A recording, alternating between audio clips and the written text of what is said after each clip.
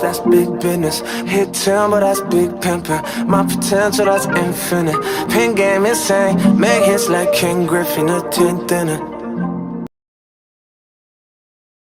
Ladies and gentlemen, welcome to episode 70 of the 10th Inning Podcast. I'm Sean. He's Dan.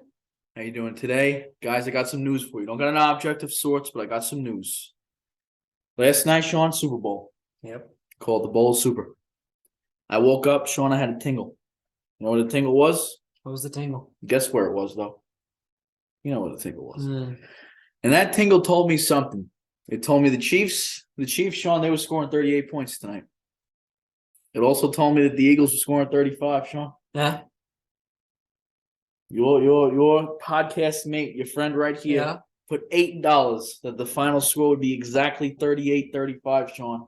And I won $1,200 off of it. So thank you, folks. If you need information, come right here. That's to everybody out there. Nick Visser, worst list of ever. Sean fella, criminal list. Thank you very much. 78% to 20, 85 to whatever the fuck. I get it. You guys hate my opinion. But guess what? 38-35, Sean. I might not know baseball, folks, but I know football. And if you're coming here for the baseball podcast, good for you. Listen to Sean. $1,200, huh? $1,200 off $8. Now, folks, I did not know this until he said that. He was keeping me in the dark on that one.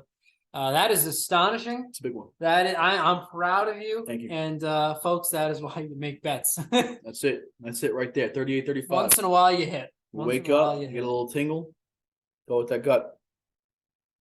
Wow. I don't know where to go from here, but I know that there is one thing that I must do. Yeah. I was told by some very huge fans of the podcast that last week when we discussed third baseman and Jose Ramirez, I was a little tough on the Cleveland Guardians, and I was, Cleveland area in general. Yeah, City of. So I just wanted to apologize to anybody who lives in and around the area of the greater Cleveland metro area. You guys get a bad rap from a lot of people, and I'm not sure why. You guys are loyal fans in all sports. And Jose Ramirez is going to be an absolute monster this year. And Cleveland is looking up in pretty much all their sports. Cavaliers are looking good this year. I like the Cavs this year. The Browns? I like the Cavs. Yep, the Browns have some. I don't like those Cleveland. They have talent. They have talent on the roster. Don't like them. But the Cavaliers, Donovan Mitchell. I love them. Love Spiders. Jared Allen. Cleveland, we're sorry. Yeah. We're sorry. We didn't mean it. No, we did not. Come back today. Who knows? Maybe Ahmed Rosario makes it on the list. Maybe he does. He won't on mine. He But won't on mine we believe. We believe Cleveland. Yeah. But we're here today to talk about shortstop, Sean. And yeah, I'm a homer. Even though he's not playing for my home team anymore, I'm going for Corey. And Sean, what a picture here. Is it the black, maybe? Excuse me? Like the black? Oh, I don't know what you're talking about, Sean. But look at this photo of Corey Seager and his bat that he's holding. Oh, wait, you weren't talking about the fact that I was like fading away? No. Oh, I thought you were talking about that, not Corey Seager. No, I was talking about Corey Seager. I like the fact that you fade in and out a little bit. You got to get a little closer. I'm up here. I don't know.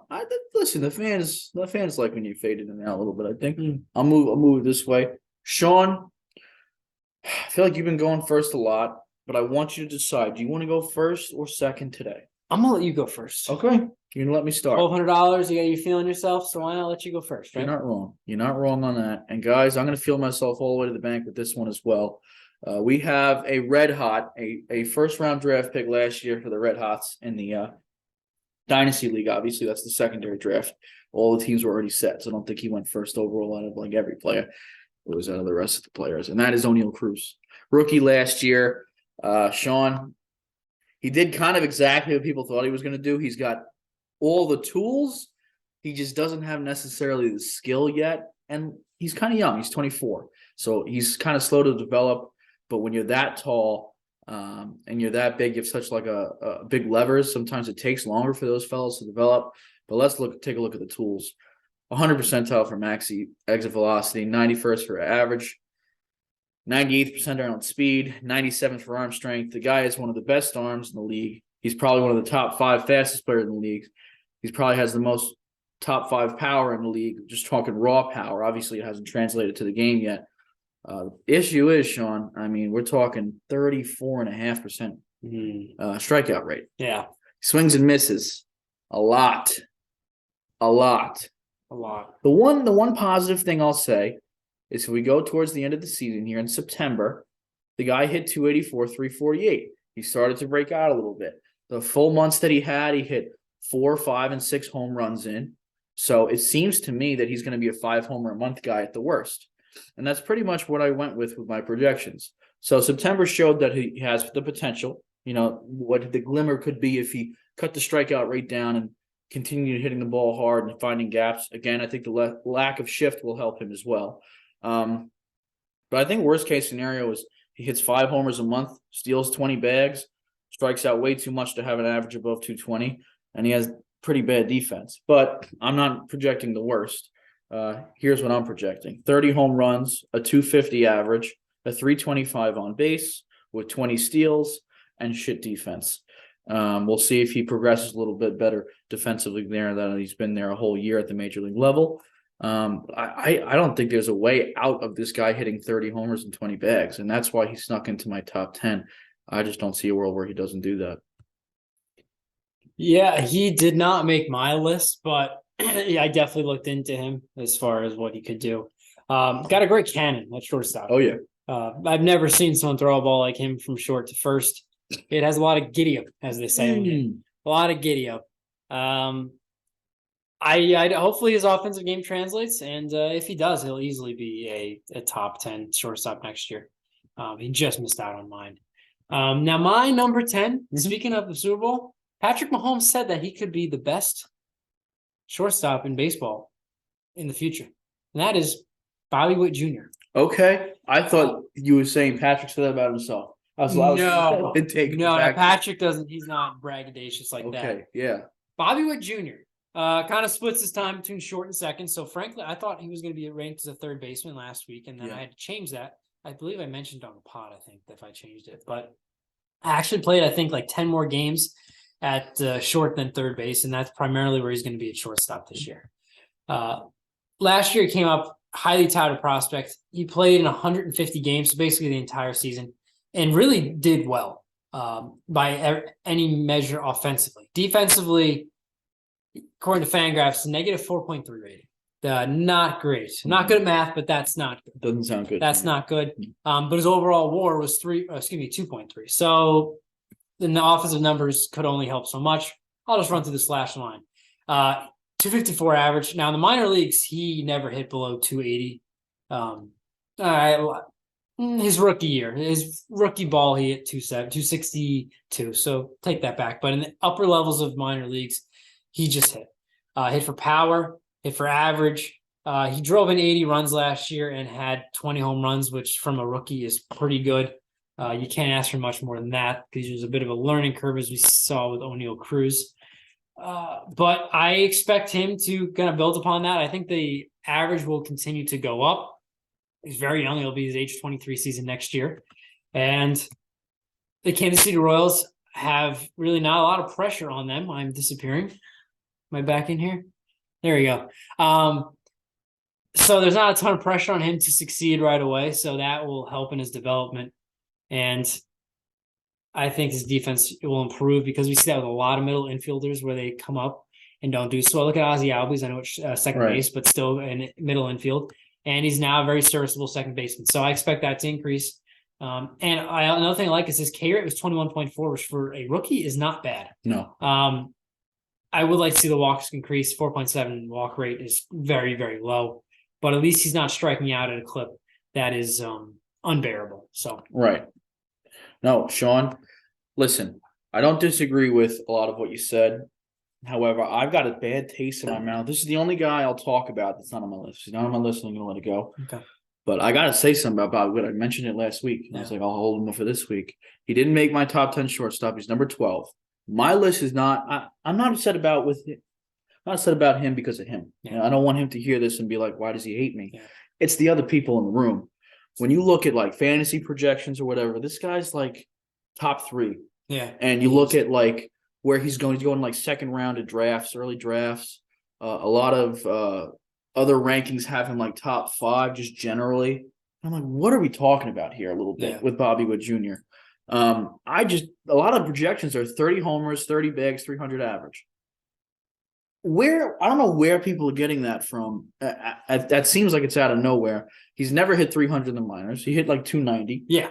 But if you hit 290 in AAA, to me, you hit 260 in the major leagues. You could pretty much take 30% off of it, 30 points off your average. That's typically what the ratio is when you go up. And I think he hit pretty much around that last year. It's not like his expected stats got better throughout the season. It's not like he did that much better throughout the season where you could accept a huge jump.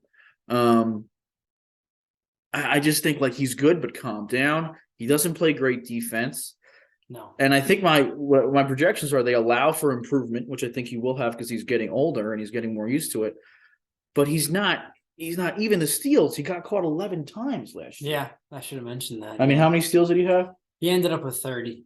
But getting caught 11 times, if you play in a league where getting caught hurts you, even talking about fantasy, that's going to come back to get you a little bit. I have him at 12. Again, that's not too much lower. But 22 homers, 260 average, 320 on base, 25 steals. He doesn't get on base a whole lot either. It's, again, not about that he's not a top 10 shortstop. He's right in that area. Obviously, I have him there. But it's the whole top 3, top 5 thing. It's like, we need to calm down. Let's make sure the Royals are going to let him steal 30 bags again if he's going to get caught at that high of a clip. They may not let him run that much. That's all I got to say. Folks, this is coming from a guy who loves young prospects. So take that to heart, I guess you could say. But I don't hate your ranking. No, because he's right there for me. Yeah, he's a solid player. Number 9, Sean. Here's another guy. She's a beauty, that number 9. Thank you. Here's another guy, Sean. He's in the same boat. He was this was the guy exactly last year for me. Yeah. Wander Franco was in the same situation. Yeah. I'm here with him again. And first off, I hate to do this. I don't hate to do it that much. I was right. I'm going to put it out there right now. Everyone and their mothers had Franco top 3 last year. I kept going on like, who do you have Franco? Oh, he's like top 3 shortstop. What are we talking about? There's nothing in his minor league profile that says he's an MVP candidate in the future. His baseball cards are going for $500,000. Everyone was so high on this guy. And I get like his tools are ranked really high with Fangraphs, but I don't know. I've just never seen it with him. Listen, he made my top 10 list, so there's a reason for that. Yeah. I have him projected for 13 home runs, a 292 average, a 345 on base, 10 steals, and average defense. But that's what it is. He's not going to hit 15 home runs. He's never shown that he could do that in the minor leagues. Yeah. He's going to hit close to 290, 300 maybe. He hasn't even done that really in the major leagues as much. He had 280 last year. He's going to have a 340, 350 on base. That's good, but not great. He doesn't really have too much speed. He's pretty stocky. He's going to have 10 stolen bases, and his defense is So where the MVP is, I don't see what other people are seeing. He's not real 5-tool. He's really a 1-tool with 3 or 4 average tools. Other than that, he hits for average. I hate to say he's a great value Luis Arias, but I think he's a great value Luis Arias.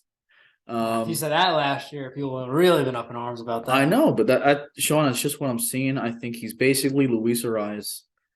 And there's nothing wrong with Luis Arias. No. He's still on my top 10 list, but he's not going to be winning an MVP anytime soon, in my opinion.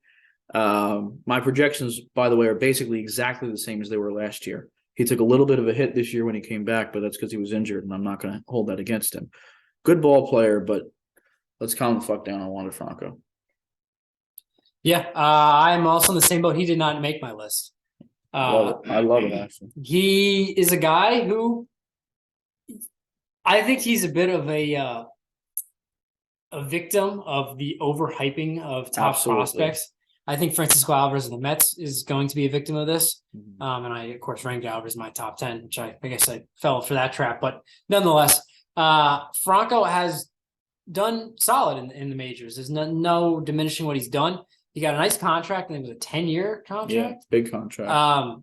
Good for him. He's a very solid player, but I don't think he's ever going to be a player who's going to turn a team from a good team to a World Series contending team. No. He's more of a glue guy than a star that you can kind of build your team around. So for that, he did not make my list. Never been a huge Franco guy. Nothing against him personally, but that's just where I'm at. Yeah. Appreciate where you're at, Sean. Oh, thank you. My number 9 is Tim Anderson, the guy who I have always really liked because he's a bit of a throwback in the fact he gets hits for a high average. Doesn't have tons of pop. He's hit 20 home runs once in his career. Usually finishes from anywhere from 15 to 18 home runs in a season typically. Doesn't drive in tons of runs. He's more of your prototypical leadoff hitter. Yeah. Kind of a bit of a throwback, like I said. Last year was a tough year for him as far as staying on the field. He only played 79 games, but the games he did play, he produced 301 batting average. Yep.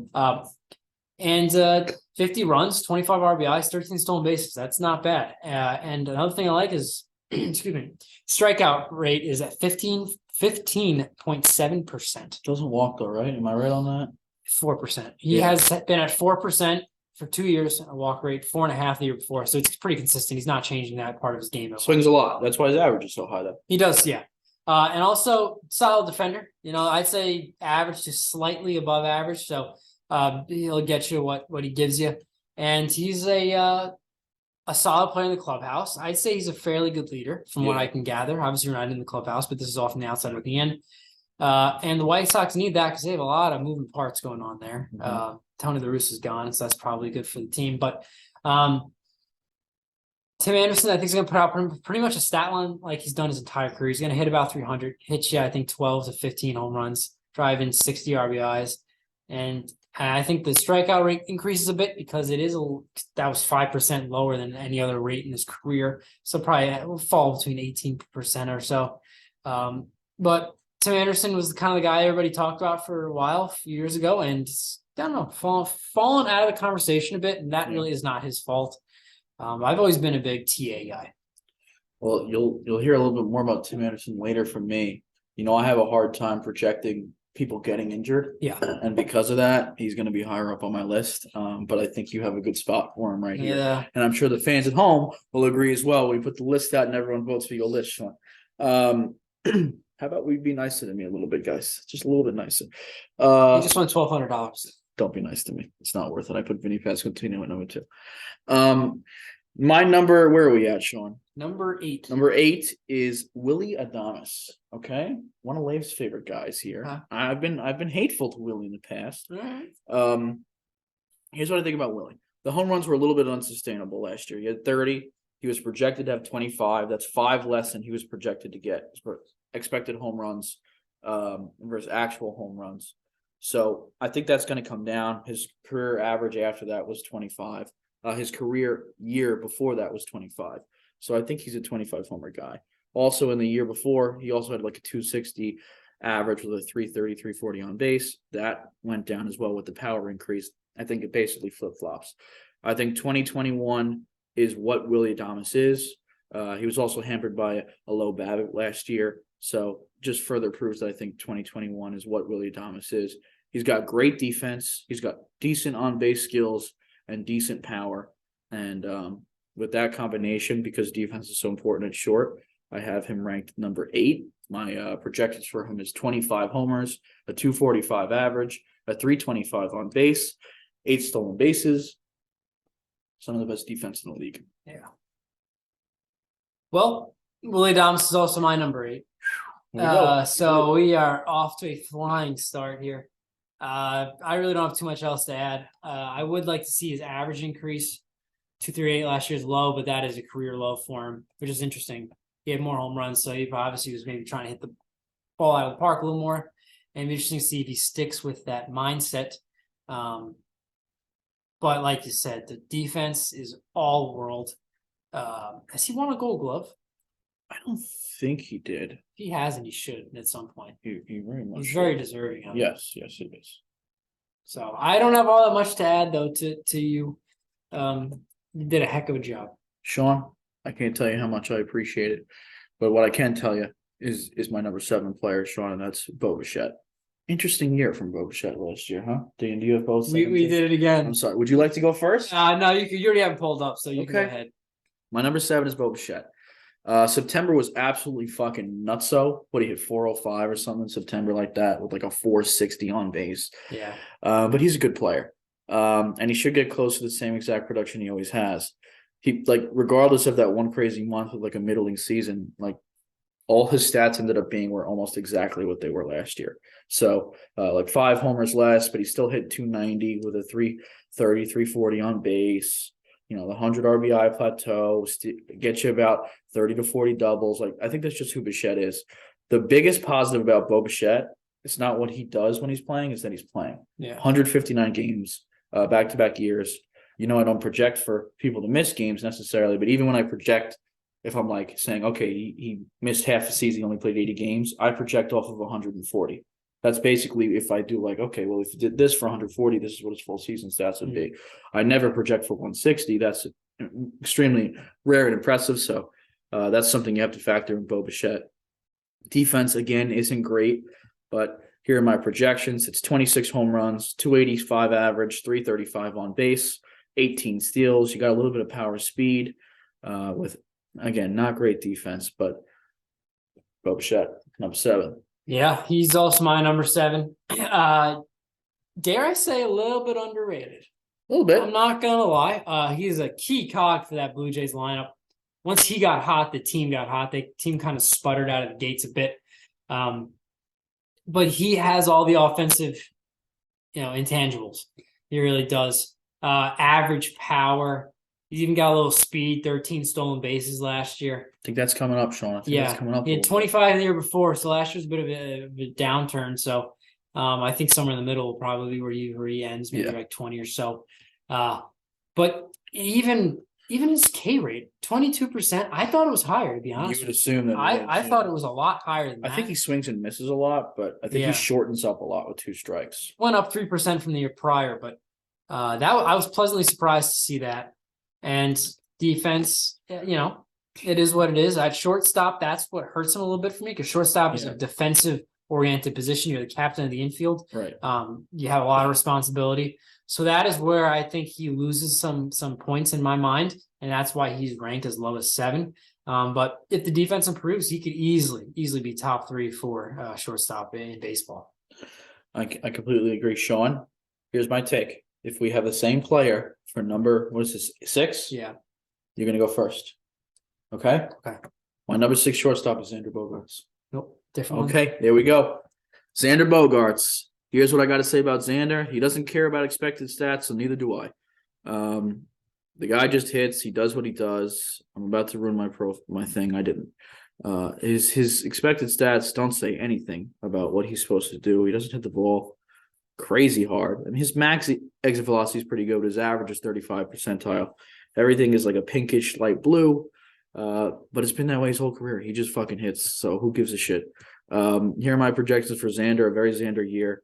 18 home runs, 290 average, 365 on base, 8 steals, and okay defense. You could say okay defense now. He really improved defensively last year. He took it to heart when the Red Sox started saying, we don't know if we want to keep you because you're not a good enough defender there. Too much of a liability. Maybe we move to third. But he really worked hard this offseason, improved his defense, and it looks like he's going to be the starting shortstop now over Tatis in San Diego. So that's something to note there. So congratulations to Xander and his family. He's my number 6 shortstop. Well, I'll talk about him in a little bit, but I'm glad we don't have the same number 6. Me too. My number 6, however, is Carlos Correa. And where I had the hardest part ranking, like anybody, I think he was probably the toughest guy. I actually agree. Injury-wise. We heard, quote, like word for word, he has the worst ankle I've ever seen from a doctor. That's what they said. That is what they said. And folks, that is true. I'm not making that up. I will not be apologizing next week to Carlos Correa like I did Cleveland this week. That's right. But yeah, so that is a huge wild card. When he is on the field, which has been a bit of a struggle for him over his career, he's sensational. He hits, he defends. Glove winner. We don't have some qualms with that. Platinum. Platinum. I had some qualms. I still have qualms. His defensive rating, according to Fangraphs, that year was 14.9. I wonder where that actually ranks as far as that year. But nonetheless, I digress. When he's on the field, he's great. He really is. Injuries are a concern. The Minnesota Twins, another year where they could be great or they could be last in the division, you know? Yeah. You never know with them. They have years that are great and they flake out in the playoffs. And, you know, he's going to be the centerpiece of that lineup. And I don't know what Correa is going to do, what he's going to, you know, health wise and what it allows him to do. But when he's on the field, 20 and a half strikeout rate. That's not bad. No, not bad. 10% walk rate. So yeah, it's not bad. Not bad. And pencil him in the lineup and he'll hit. I would like to see him increase his stolen bases. He had 14 his rookie year, 13 his next year, and then has had 2, 3, 1, and then 3 straight seasons without a stolen base. I don't think they're coming back, Sean. As stupid as that sounds, if a guy has no stolen bases and he has decent speed like Correa, to me, that strikes me a little bit as he's injured or he's hampering. Yeah. Bingo. So yeah, it's all up with that ankle. And hopefully him and Byron Buxton figure it out. Well, Sean, I'll talk a little bit more about Correa right now. He's my number 5. Okay. All right. Did we flip Bogarts and Correa? We did. Okay. Oh no, we did not. Okay. All right. Good to know. Good to know. My question to Carlos Correa is: do you still have his stats pulled up? Yeah, I do. What was his Fangraphs defense last year, though? 2. And what was it before 14. the big year? Oh, before 5.6. Is he a great defender? Is my question. Did he just have one really good defensive year? I will say this: in 2018, he had 17.3. Okay. But then it seems for negative 6.7. It seems like he's like back and forth. Yes. Yes. So my question is he a great defender?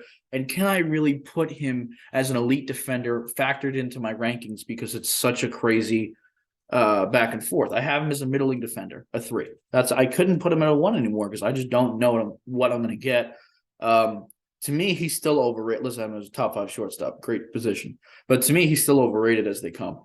He's never hit 25 homers in a season. The most he's hit is 24. When you think of Correa, you think of A-Rod comp, you think of power. Yeah. Most homers he's ever had is 24. He's never had a year where he's hit 280 or above. Besides last year, it was the first year he hit the 208 or above mark, and he hit 290 something. So God bless his soul. Yeah. So every other year he's been in the 270s. 24 homers, 270. It's decent. Listen, he gets on base a lot. His on base is 360 and above.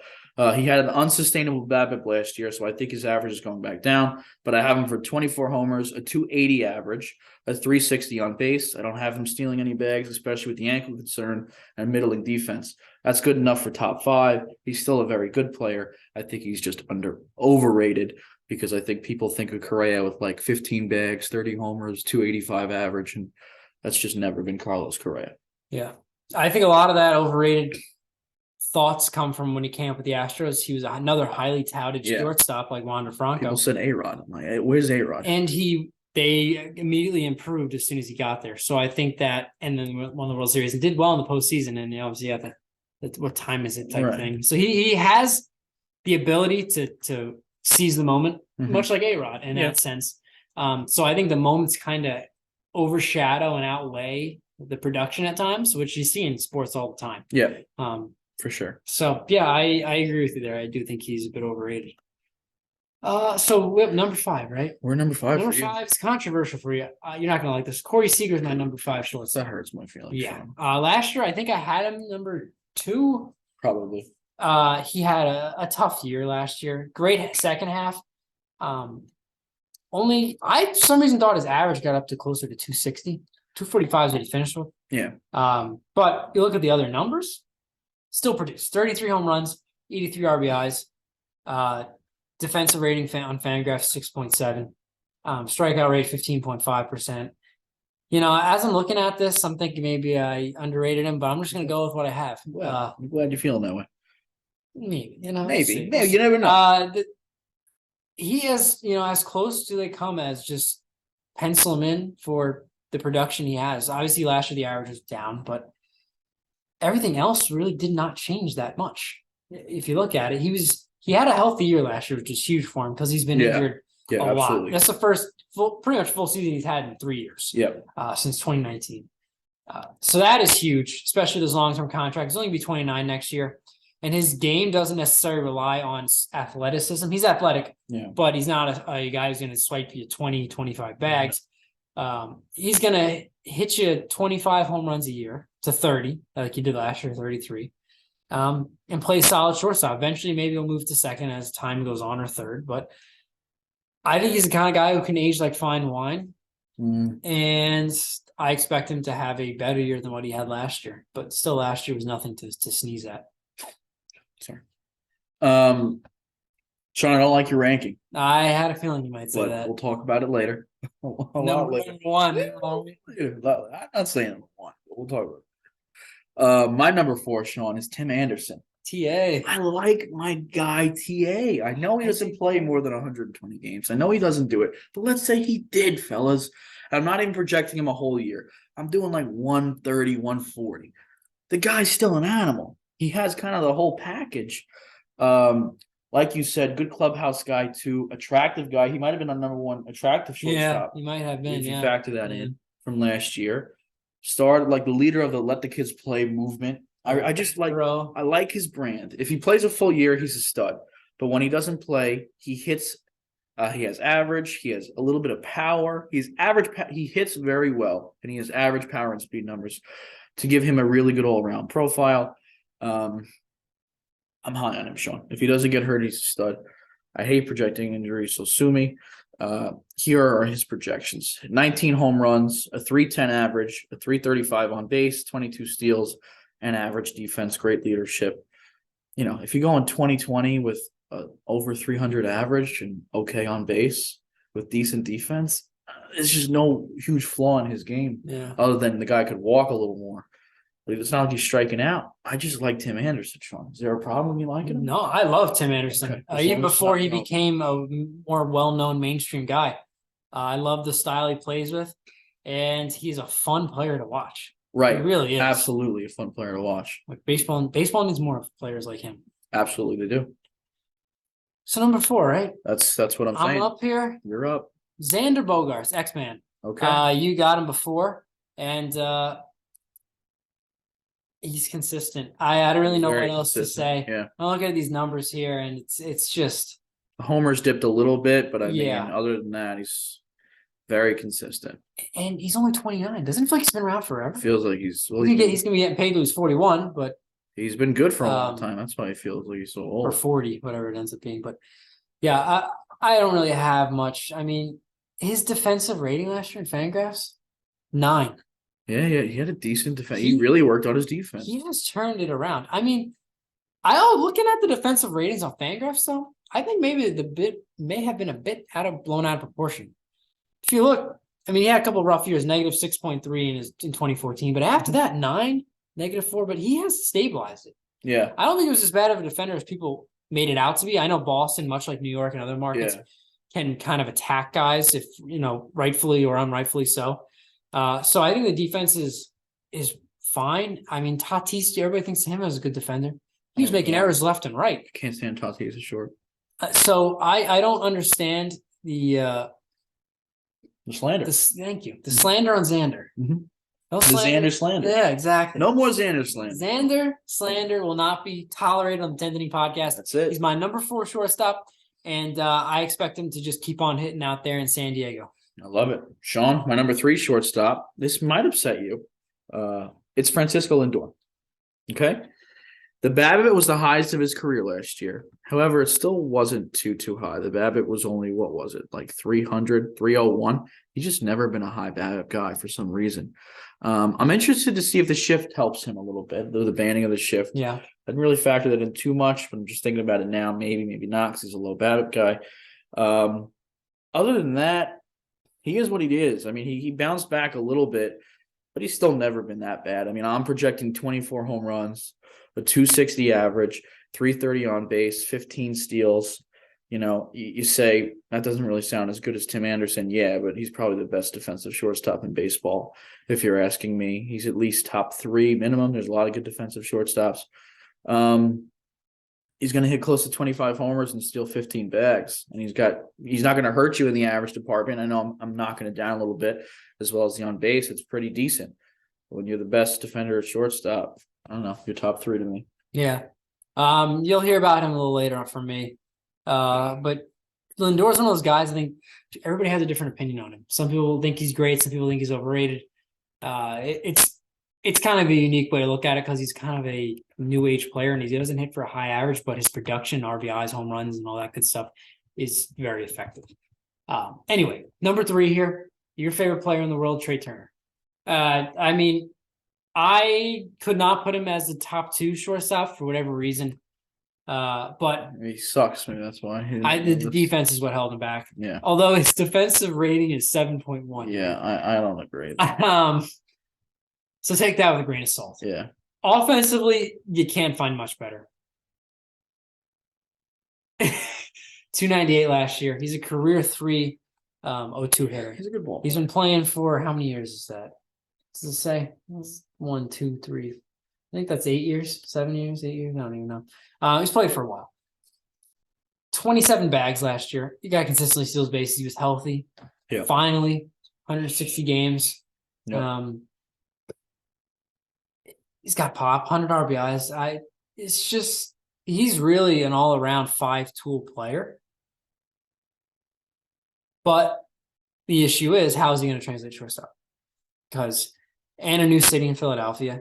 It took him a while to get his footing in LA. Am I wrong in saying that? No, I mean, yeah, it took a little bit, but he ended up with a good year. It's just I think the first half season he had, it was not as easy for him. So I can't really say too much negative about him. He's very, very consistent in what he does. Yep. And he's not flashy unless he slides. He's a great slider. It's a nice slide. I'll give him. Trey Turner is my number 3 shortstop. Yeah, I have him number 2. For as much as I hate Trey Turner, listen, he's a decent ball player. First off, he sucks. I just want to put that out there. Other than that, his on-base percentage, power, and average all either came down or in decline. We're talking about 2021. He had a 328 average, a 375 on base. The year before that, 335 average, 394 on base. In 2020, no, it's a shortened season. But last year was 298, 343. Which is more in line with 2019, which is 298, 353, 2018, 271, 344. So I think he's closer to the 290, 340 average, 340 range rather than like 330 with a 380 on base kind of situation, which is a different player. And that's like 40 points almost on each front. The power came down from 28 to 21, right back around where his averages are, around 19 to 20. So I think, that coming down still does matter. I don't think he's as good as 2020 and 2021 Trey Turner. I think those are career years for him. But I have him at 20 home runs, a 290 average, 345 on base, 30 steals. I think his steals go up a little bit this year just because of the rules. He might be someone that could take advantage of it. And average to slightly below average defense with him there in Philadelphia. But not bad enough to get him below some of the other guys because his offensive production is pretty elite for regardless of what position you're going to be in. So Trey Turner's my number 2. Must have been tough for you. Yeah, I didn't like that very much. My number 2 is a bit surprising to me. Dansby Swanson, my number 2 shortstop. Okay. I was not expecting that to be the case, but I was looking at the numbers and solid or all around. And then what really pushed him over the edge was the defense for him. Yeah. He's always been an outstanding defender, and he's figured out the offensive side of the game. And he's 28 years old, which is a lot younger than people think because I feel like he's been around for a while. He came up at age 22. Took him a little while to get his footing in the major leagues. But ever since 2019, sorry, I got the years mixed up there. He's been a consistent hitter for the Atlanta Braves. Now he's the Chicago Cubs, which probably will hurt a bit on the offensive side. He won't have as much protection in the lineup or as many chances to drive in runs because the Braves, that lineup was loaded. But good leader, smooth as they come in the field. Yeah. Hits for an okay average. He's usually 260, 270. And the defense is outstanding. I don't have too much else to add. Strikes out a fair amount, but for whatever reason, Dansby Swanson was tickling my peach this year. I don't know where I ranked him last year. Probably was not that high. But he got himself a nice contract for in Chicago, and we'll see where that goes with him. Listen, John, everyone gets their peach tickled at some point. Yeah. I got my peach tickled number 2 of Vinny. You got your peach tickled number 2. And 35-38. There you go. Yeah. 35-38. That was a nice peach tickle. Swanson, believe it or not, didn't make my list, which is crazy. How? Which is How so Wander Franco had a better. You think have a better year than Andrew Swanson? I do. Why? I think somehow. Wow, folks. So I'll give my little opinion on Swanson. This is our biggest difference ever, I think. I mean, I don't know how. Other than Vinny. Yeah. I don't know. I don't know how you. I don't know how you don't have Dansby Swanson in your top 10. He slumped last year in the second half. He did. Offensively, and he stopped stealing bases. So he had 14 steals in the first half last year, 4 in the second half. So that concerns me a little bit. And his BABIP was a little bit high. It was definitely higher than his career average. So I think his batting average and on base will come down. He's still a great defender. When I talked about Lindor, I said there's maybe top 3 minimum. The other 2 guys is who I have 11 tied for 11th, and that's Tommy Edman and Dansby Swanson. I think if there's any 2 defenders better than Lindor, it's going to be Swanson and Edman. So I agree with that. But I have Swanson projected for 23 home runs, a 255 average, a 320 on base, and 14 steals with really good defense. He definitely could have snuck into my top 10. I don't know. I like my top 10 though. I like my top 10. Right. I'm not going to change it. The power is, like 23. To me, it's like average. The average is 250-ish, 260 maybe.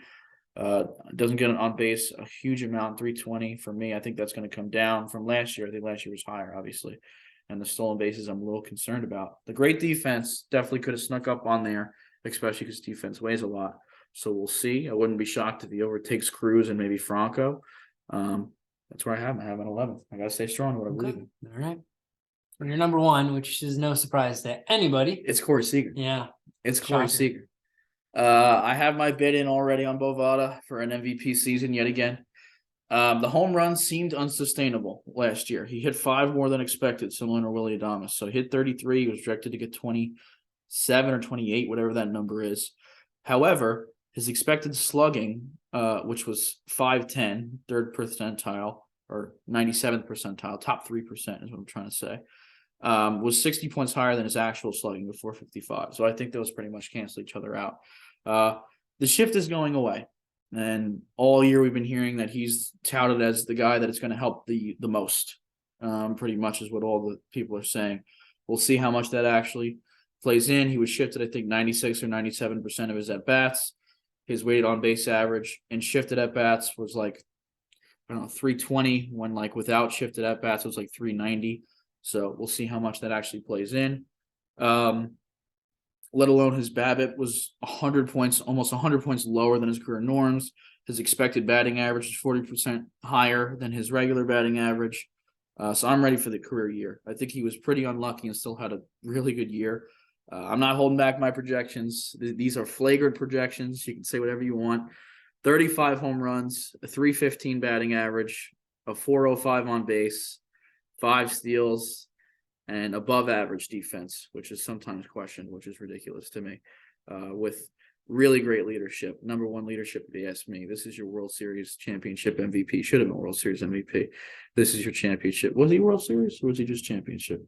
I think Urias was Urias was World Series? Yeah, I think so. And God bless Urias. He should have been as well. But this is your championship series MVP. Corey Seager, I love you. I'd have you children if I could. Definitely some bias, but MVP year is what I'm projecting. Well, bias is all around here because I have Francisco Lindor at my number 1. That's how we do it. That's it. I mean, no, I had to add. I just Lindor is one of the more confusing, dare I say, maybe, yeah, let's go with confusing. Sure. Players to look at offense. Defensively, he's always been good. Yeah. Always been good. But even back to his times with the Indians, and yesterday with the Indians at the time, so I want to call him the Indians. I hear you. Believe him. He had 301 his second year. Mm-hmm. Ever since then, his average has never exceeded 284 in 2019, but his average goes up and down. He has one good year, he hits like high average, then he goes right back down to 240, 250. The Mets, his first year, not great, 230 average. Last year, 270. The production was in the RBIs and home runs. He is the opposite of Jose Ramirez, if we say. You can't really pencil him in because you don't know what he's going to do offensively. Right. He always does produces well. Yeah. But the final numbers are usually in question. Leadership, though, outstanding leader. The smile, he's got the swagger. He's made for New York. Absolutely. And I think the Mets have really kind of, rallied around that and embraced it. And having a shortstop up the middle who's a great defender, and him and Jeff McNeil, after having some rough patches their first year, are great friends now. Lindor is actually buying Jeff McNeil a car because they made a bet before the season. If McNeil won the batting title, Lindor would have to buy him a car just choosing. It's a good bet. McNeil's choosing. He must have had a tinkle in his balls. Oh yeah. That's so a McNeil ball. said sure, Yeah. and it worked out well for him. But I expect his average to actually come up. I think he's going to hit closer to 280. I think his numbers, I think the RBIs are going to drop a bit, home runs as well. Oh, excuse me, home runs will increase, sorry. RBIs, if you look at it, 26 home runs, but he had 107 RBIs and hit 270. Usually you expect the home runs to be a little bit higher than that. Would you not for RBIs like that? Nonetheless, I think the average goes up. RBIs probably 85 to 90 or so on Gold Glove caliber defense. And I mean, the walk rate dropped a bit last year, but I think it stays about the same. The K rate's about the same. I think he's going to have another really good year. Is he the number one shortstop in baseball? To me, yes, if he has a year like this year. But that's really a tough question to answer. Yeah. The shortstop position is just absolutely loaded. Absolutely. Well, we'll say this here. We'll give the Fangraphs projected top 10. Okay. See how we did as far as their projections. These mean nothing. They also had some players in there that we will not rank. So I'm going to take them out and create our own top 10 with their top 10. Their number one projected WAR for shortstop, Sean, is Wander Franco. And I've had enough of it. That is insane. I've had enough of it. Their number two is Tatis, which we don't care about. So their real number two is Correa. Their number three is Trey Turner. Their number four is Corey Seager. Their number five is Francisco Lindor. Their number six is Bogarts. Their number seven is Bichette. Their number 8 is Simeon. We'll take him away. Their number 8 is Willy Adames. I think we both had that, right? Yeah. We had Bichette at 7 too. Yeah. So we're right on with Fangraphs. It was Bichette and Adames. Their number 9 would be Jimenez. We're going to throw him out. He's a second baseman. Their number 9 is Tommy Edman. I had him at 11. Then number 10 would be Bobby Witt Jr., which you had right there. I had him at 12. So I think we did pretty good. I think so too. I got to say, though, I don't hear Swanson here. No. I don't hear Swanson. No. I don't hear Swanson. That may have been a bit of a reach, but we'll see. Maybe somebody will rip me in the comments this week. I don't hear O'Neal Cruz either. So, but I also hear Franco at 1. So I throw out everything they say. I don't give a shit. Sure. I don't hear Tim Anderson. Sean, you hear Tim Anderson? No, I do not hear Tim Anderson. Anyone else that we didn't hear? O'Neal Cruz, I guess that's about it. Now I got to give them their top 5 for fantasy only. Here we're talking. I got number 1, Corey Seager. I have to. Yeah. Number 2, Trey Turner. Number 3, Bo Bichette. A big jump in fantasy. The defense hurts him in real life. Yeah. But the man is the power speed combo with a high average, decent on base. You gotta like that. Yeah. Francisco Lindor for number 4. Regardless of how good of a defender he is, he's still a great offensive bat. That's why he's so highly on both of our lists. And number 5, TA, baby. TA. Trust him. You got a full year out of TA. I'm sure he's ranked pretty low in fantasy because people are afraid of that injury. But take a gamble on Tim Anderson, folks, because I think he can help you out. The biggest jump for fantasy is Bichette. 7th in real life, 3 for fantasy. That's what I have for him today, Sean. How did you feel about the shortstop rankings? And first off, if you have anything to say about Franco being ranked number 1, other than just discuss. I think that is asinine. Yeah. I really do. That's really the word. It's asinine. And how do you feel about O'Neal Cruz being ranked 10 for me? Do you think there's a shot? I think so. He has huge upside. Yeah. He's a top 5 prospect in baseball, for a reason. Top 10 at least. I think he's got the intangibles. It's just about putting it together in the major league level. And sometimes that takes a couple of years for guys or a few years. Yep. So I think I like our lists. I love it. This is a very tough position to rank. Shortstop and third base, I think we're going to be the most difficult. Yes. The outfield becomes a little more shady because players switch around positions, so it might have been a different list because of that. But man, shortstop and third base we're at a brutal. I had to change my list no less than 3 or 4 times. Yeah, they were dogfights out there. Yeah. In the list making times, I spent 4 hours today. Wow. Trying to figure out this list. I ranked I think 18 players. Wow. Yeah. No, it's unfortunate to hear. Wow. Next week, wait right here. Sean, wait right there. Oh, we're waiting, folks. Wait right there. Wait right there. Sean, wait right there. He has left the room, folks. I don't know if he's returning. He may have just quit the podcast right live on air. If that's the case, then at least I know my list will win, even though it already does win every week. But Wait right there. I am waiting. Oh, you do have some, huh? Well, you do have some here. Oh, Okay, we don't have a lot in here, so Sean, you're gonna have to be quick with the trigger. okay, all right. How about you do the finger? I'll do Okay. the pause. Here we are, folks. Stop right there, Sean. Not a penny more, not a penny less. Rafael Furcal, folks. Rafael Furcal this week. Sean came in clutch. We got some baseball cards in the back. He will be looking around. Now, something I know about Furcal, guys. Dodger. Okay? This guy played for the Dodger when I started liking him. He played, I think, like shortstop, second base for him. I was a huge fan of Rafael Furcal in the early Clayton Kershaw days. I'll tell you that. Born in Loma de Cabrera, Jesus Christ. Born in Loma de Cabrera, Dominican Republic. Born October 24th, 1977. 5'8", 190. Switch hitter. He threw righty. And he plays shortstop at this point for the St. Louis Cardinals. Anything you want to say about Mr. Furcal? Well, came up with the Atlanta Braves during their height. Won Rookie of the Year in the year 2000. 295 that year, huh? Yeah, he was a three-time All-Star. There we go. Played on some good teams, though. Oh, He yeah. has Braves teams. He played on some Dodger teams.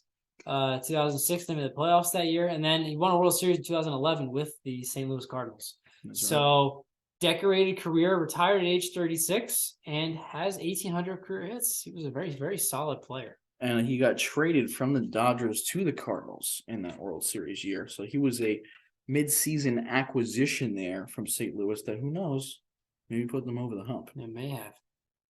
Anything else to note about Rafael Furcal? Really? It doesn't look like Well, I got something to show him. Yeah? Not a bad looking fella. He's got a nice beard. Yeah, nice beard. Nice beard. Thank you guys for tuning in. Yeah, thank you. Next very week we'll much. have left fielders. We hope to see you there. Please, Sean, anything to tell the fans? We got some new stuff out. We got a link tree. Okay, click on a link in the Instagram. We got a link tree. Yeah. Comment below how you like the new background. We're doing some new stuff. We got the list coming out every Sunday. Next Sunday you'll see second base with this upcoming. Let Dan Sunday. know what he could do to make his list better for the upcoming positions. Mhm. Keep on voting for me. Yeah. And just like the post, and it makes us feel good. It makes us put a smile on our face. Every time I see so-and-so liked your post, gives us a smile. Gives me a little It gives us more motivation to keep doing what we're doing. And we love doing it. Share this stuff with your friends and family as well. Make sure you send out our YouTube link. We want to grow this community. Comment on the videos, comment on the posts. And I want to say a quick shout out, thank you to everyone who has been doing that. Yeah. Last two posts we've had have been the two most liked Yeah. posts we've had on Instagram. The views have been going up on YouTube. So thank you guys for supporting us. But don't stop. Keep going. Share with your friends. We'll see you next week for left fielders. Who knows? Lord Zubar could be number one for me.